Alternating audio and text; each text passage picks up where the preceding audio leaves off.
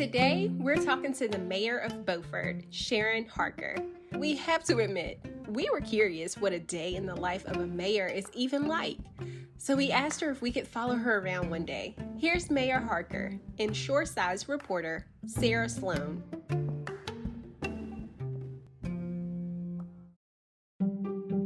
Sarah, hop in the car. Right. To start, can you talk a little bit about what do you do when you wake up in the morning? I get up about 4:30 each morning. I do a little mindful meditation, some journaling. What have you been journaling about a lot recently? It's a lot of notes that I take because I have a lot of things that are coming to my mind that I would like to go ahead and talk about or accomplish or research. When I was first elected, all I could do was I couldn't even sleep the first night. I was like, okay, let me remember to do this or let me remember to do that.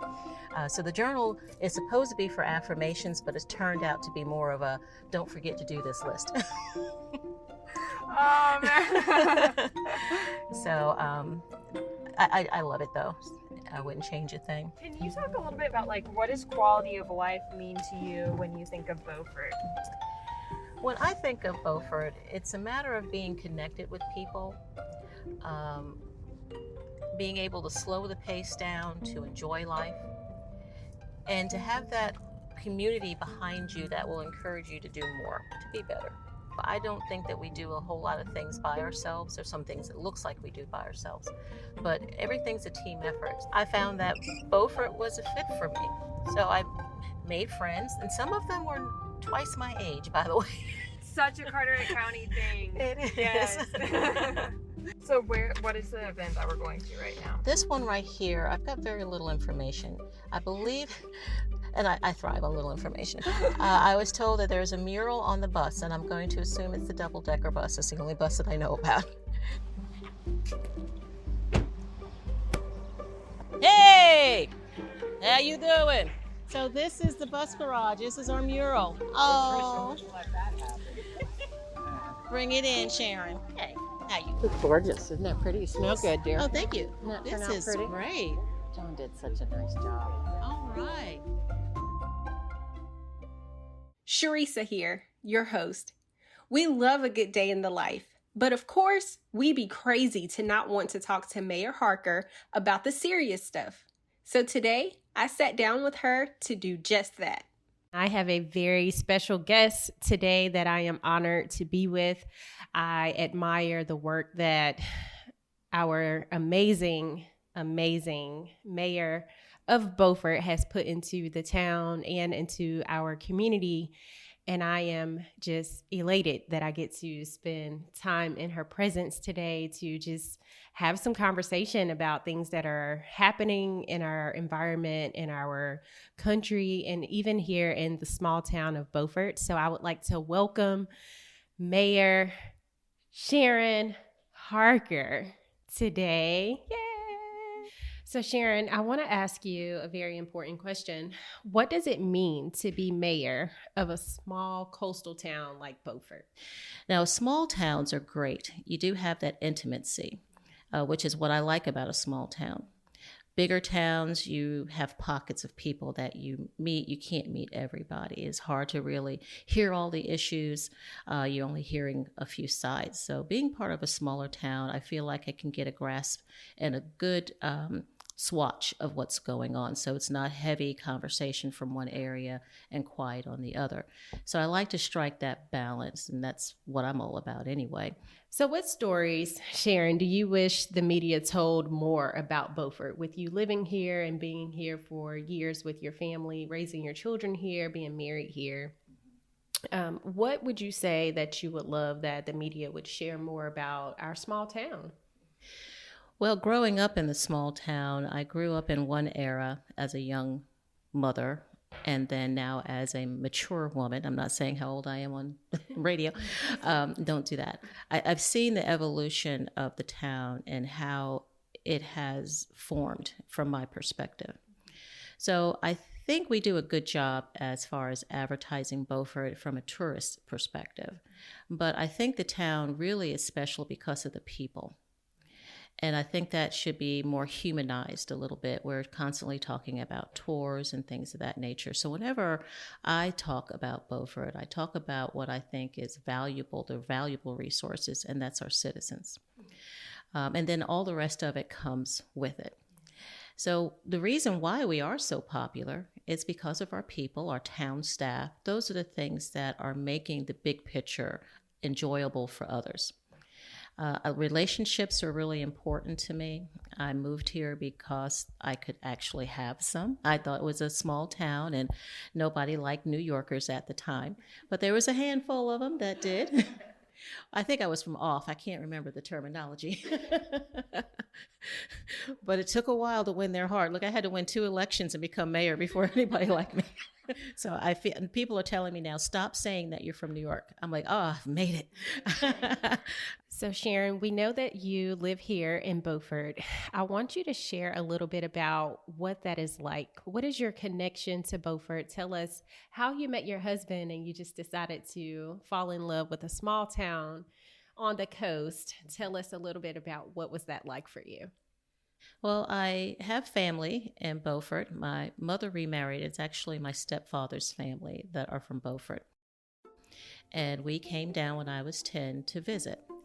And right next door to my Aunt Emma Chadwick, is her name, was my husband's family. My Aunt Emma, now this is a true story, hated the shorts that I wore. She thought they were entirely too high. So she says to me, Sharon, I want you to come here. And I already changed my clothes, and she was in the kitchen. She says, I want you to go to the A&P. Now, they lived on Pollock Street, and Beaufort had an A&P store. And she says, I want you to put on those shorts that I like. I'm like, there are no shorts that I have that you like. She says, oh, no, the black and white ones. So they were a black pair of shorts with white trim. They were really cool. But what had happened was she saw my husband pull up to the house next door. And she sent me down walking past that house to fish him out. And it worked. So I walked past the house. I did not know that was his car. By the time I got to the A&P, he pulls up. And I said, this sneaky woman has set me up. She literally set me up. She just thought he was the bee's knees and that we would get along. And from that point on, we've been connected. Now, Sharon, I know that you have done a lot of impeccable work here in Beaufort. Are there any stories or moments that you can really reflect on that mean a lot to you or even means a lot to the families here in Beaufort?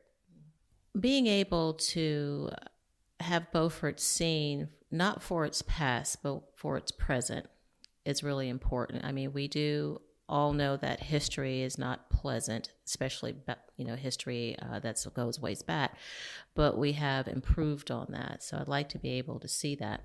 I remember moving here to Beaufort, and my husband, we lived on Front Street, and I walked downtown. I come back, and he says, how was your day? I said, great. Me and the kids, we walked downtown. He said, downtown where? I said, I don't know, this place called Front Street, I think it's what it's called. He said, well, how did it go? So there is that line of segregation that has left a mark in some generations that was still there. Being a New Yorker, I didn't know what these lines were. I wasn't raised here, so I just kind of went any and everywhere. But I would like for people to see that some of that has changed. I mean, world's not perfect. Don't expect it to be. I go for good and I don't go for perfect because there's no such thing. But being voted in as mayor is a statement, not one that I really paid attention to until after the fact. It's almost like you're so busy enjoying the moment, you have to wait a few months in order to realize, oh, really, this is what's going on. And not only did I win, I won with 75% of the vote. So that's a pretty strong mandate when you listen to the news that you would not ever expect in any town, whether it's Beaufort or any other town. So I think we need to really applaud our town for just looking at the person. Now, it's not that I want anybody to forget what color I am. I'm a beautiful color, but I also don't want anybody to harshly judge me because of that. Based on my merit is what we should look at, and I'll do the same to you. So I was walking around town recently, and I met 3 ladies on the corner. And these ladies were just kind of, I guess, mingling around, just kind of feeling the thing out. I had just come from a tree dedication. So I walked up to them. There's 3 African-American women, set the tone here for you. I said, hey, ladies, how you doing? They said, Mayor Harker. Now, I do not know these women from Adam's House Cat. That's a New York phrase, by the way. So I don't know these ladies. And I'm thinking to myself, maybe I should. They don't look familiar. I don't know everybody. But they really do not look familiar. And I said, well, maybe I've met them somewhere. They introduced themselves, and I said, have we met? And they go, no, we're from out of town. But I have been following your race. We come to Beaufort all the time. And we visit, and we like Beaufort, and we wanted to move here. She said, but when I heard that you won this race, I purchased a house in Bow Coast. Another one said that she purchased a house and is renovating it. And the third one says as soon as she gets through with this job, her and her husband are coming down. So for some reason, they felt that this was a town that they felt might have had that change. But when you see an African-American mayor elected, that is what kind of pushed that needle. All right, we're good to go. And they went to the Beaufort Wine and Food Show event, and they had an excellent time. And that's what I really like to see, both races interacting. I don't want anybody to feel that there's an imaginary line that you can't step over. There is none. It's all what you make it to be. And the more that you interact with one another, because growing up in a melting pot of New York, we had to interact with each other. You get an opportunity to share who you are, get them to share who they are, and then you get a better understanding. It quiets down some of that noise that you hear. So I really had no idea of the impact of being the first African American. Everybody else was like, yeah, this is great. I even had somebody make a Barbie doll that looked like me.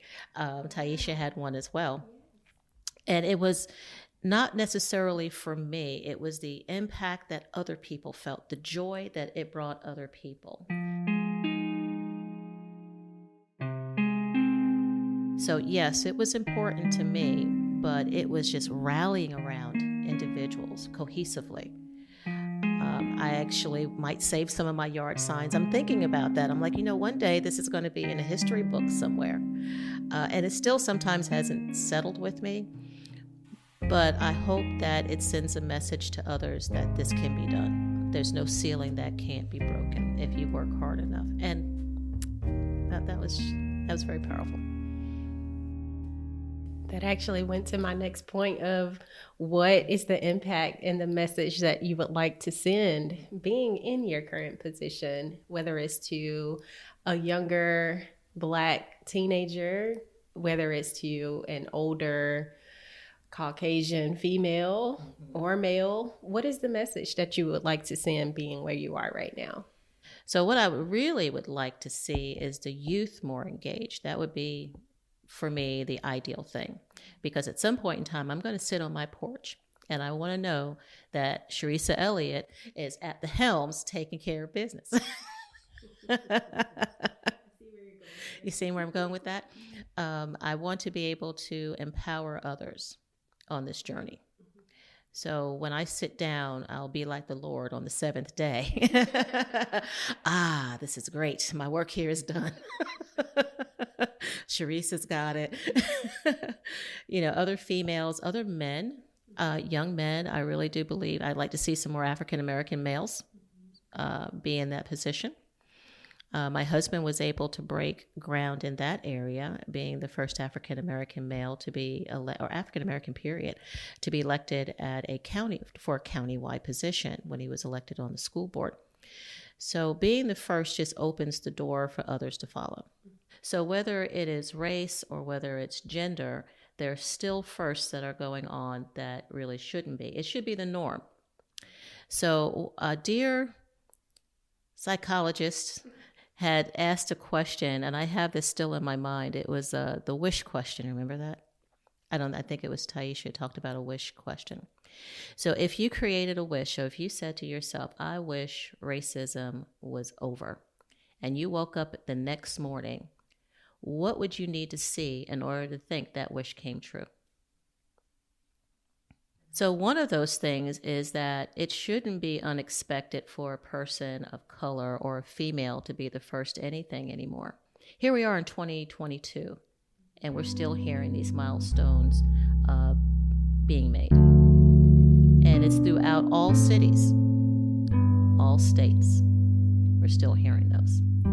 So, yes, it is sad that you still have the first being done, but what's rejoiceful is that it's coming. So it has to happen at least once before it can continue going. Yeah. So it's bittersweet. Well, I definitely think you have got it going for us here in Beaufort. And not only in Beaufort, but just throughout North Carolina, throughout our country, because, you know, we have people who from outside of the area who decided to do first things, buying homes here and investing in Beaufort because of a position that you now hold. So Sharon, I want you to take a moment and just reflect with us on, in the next 10 years, how do you envision Beaufort? What would you like to see here? What type of culture would you like to have seen be created? And how would you want to feel? How would you want the tourists to feel? And those who decide to make Beaufort a permanent residence, how would you like for that to be? Oh, that's a great question. Well, I would like to see people who want to live in Beaufort be able to live in Beaufort. So we have a group of young people, and it doesn't necessarily mean age either. You could be in your 40s and a professional. But I'd like to see more diversity in our areas, and I would like to see opportunities be made affordable for them. So I spoke about coming here during the time being able to raise my children. I have to sometimes think, the property that we own, would I be able to, in my 40s, live in Beaufort and raise my kids? Now, I'm going to tell you straight up and down, it is a great place to be, and it's a great place to raise your children. How can I see you have that same opportunity? And how I can see you want that same opportunity. If you say that you want it, how can we make that possible? And there are ways. We have to ask those hard questions. So I believe that we need to start taking a look at that now. Progress is slow. So if you start that conversation now, hopefully 10 years from now, I can continue to walk around the corner to Sheresa's house. And I can go around the other corner and talk to another couple that's there. And we can have a block party, or we can have barbecues together, and we can go to each other's homes and have that sense of community. That would be great for me. For the tourists, Beaufort has a lot of things that it shares with people throughout the United States, actually. Every time I go to a conference, they'll say, "Oh, you're from Beaufort? Oh, I love that town." And I'm looking at somebody else, but I know nothing about your town. Why is it everybody knows a lot about Beaufort? So I've visited a lot of places. They like what they see. They like the pace. They like the beauty. That's great. We have a new entrance into town. I'd like to see that improve. Have more of a gateway, more of a welcoming look to getting into Beaufort. And we have two ways of getting into Beaufort. One that's on the Turner Street Bridge, which is a beautiful bridge. And then we also have Highway 101. That area could be cleaned up, because when people come into your town, just like someone coming into your home, that first impression means a lot. So I'd like to see those things come about. Infrastructure is important for growth. Smooth roads are just important for our cars and tires, and makes people happy. It makes me happy riding on a smooth road too. But there's other things that will go on with the town. I'd like to see us be able to change some of the rates for our water and sewer. I'm hearing that people who can afford to live there, I can do the rent, but now I'm getting pummeled by these fees. I do want to know, since you've been in the neighborhood, now that you're a mother and you're growing and maturing and your role, how do you see yourself fitting in Beaufort in 10 years? What do you see that maybe I need to know about? One thing I really would love to be able to do at some point is actually purchase a home in Beaufort. And one of the reasons that I'm still here is that I have hope that one day me and my family will actually be able to afford to live comfortably in Beaufort. I do understand that being here for 6 years, that it is a very expensive place to live. And, I'm kind of at an advantage to some, but it's still a barrier and a gap that causes a lot of, just setbacks for me being able to become a homeowner. So I'm very hopeful that in the years, affordable housing or just the housing market, period, will be able to be at a point where my family can not just come here for vacations, but we can actually live here permanently. I know that there, especially for young adults, there's a lot of opportunities to grow here in Beaufort. And I've been able to connect with a lot of county officials and even had the honor of connecting with you over time, and to just hear some of the things that we need in our environment, whether that's more leaders or people using their voice, or just creating a culture for people to continue to love to be in the town of Beaufort. I know we need special people to be able to create that culture, and I do feel that I am one of those people in Beaufort that can create an environment where Hispanics, white, Black, whoever can come together and have a great time. I remember at the beginning of, mid 2020, I believe this was right after the murder of George Floyd, and I organized the protest in Beaufort, and I was terrified. I was very nervous about what the outcome was going to be and if we would have to claim more bodies after that protest, and we didn't. The first protest had about 30 people, and I believe that second protest had almost 250 people. And then that following year, we were actually able to have a Juneteenth event where previously we were sitting in that same area having some very tough conversations about equality and race and discrimination and disparities. And then in that same space, we were able to celebrate and laugh and enjoy music together. And it was in that moment that I knew, all right, girl, you're on to something. And that's my motivation, and that's my push to just keep being a light in my community. I've always said I'm not that person that I have to have a fancy title or I have to have some prestige, position to do the work that I do, because I'm an on the ground type person. So I will continue to do my work, and wherever it leads me, I'm open to that. But I know that, just me being here in Beaufort it does definitely bring a light to my community. So it does my heart good to see that you're getting out and you're taking advantage of a community that has shown support. And that's a message that needs to be spread as well.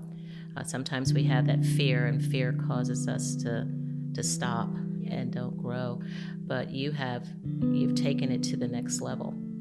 And people have come to you for advice, and they've sought you, they're always calling you. What do you think about this? What do you think about that?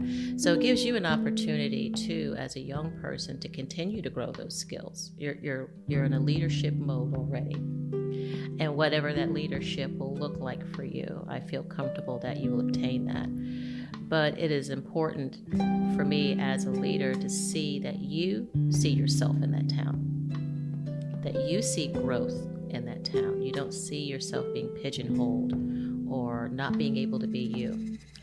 Do you think that if you lived in a bigger city? Absolutely not. Okay, don't even finish the sentence.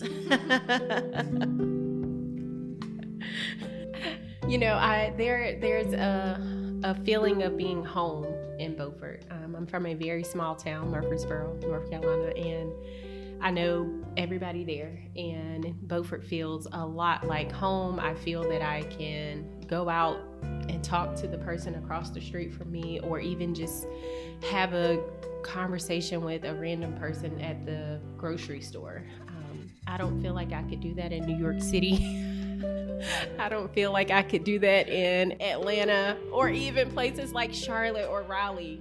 Like, that's just too overwhelming for me. But my heart is in very small communities where I can have that relationship and, I can come and sit on your porch and have coffee, and we just talk about whatever's happening in our small community or our small town. Now, I have done work on a bigger scale, so I'm not afraid of it. I just feel more comfortable doing my work in small communities because I like the relational part of it. I like being able to build relationships, and that's something that's super important to me. And you shall make it anywhere. But it's great to see that you could find that identity because it breaks that stereotype that others will see. Here she's going to the farmer's market. She's heading down to Crew, or she's heading here to the Maritime Museum. There's nothing that stops you. If you have an interest, you can do it. If you don't have an interest, you don't have to worry about it. But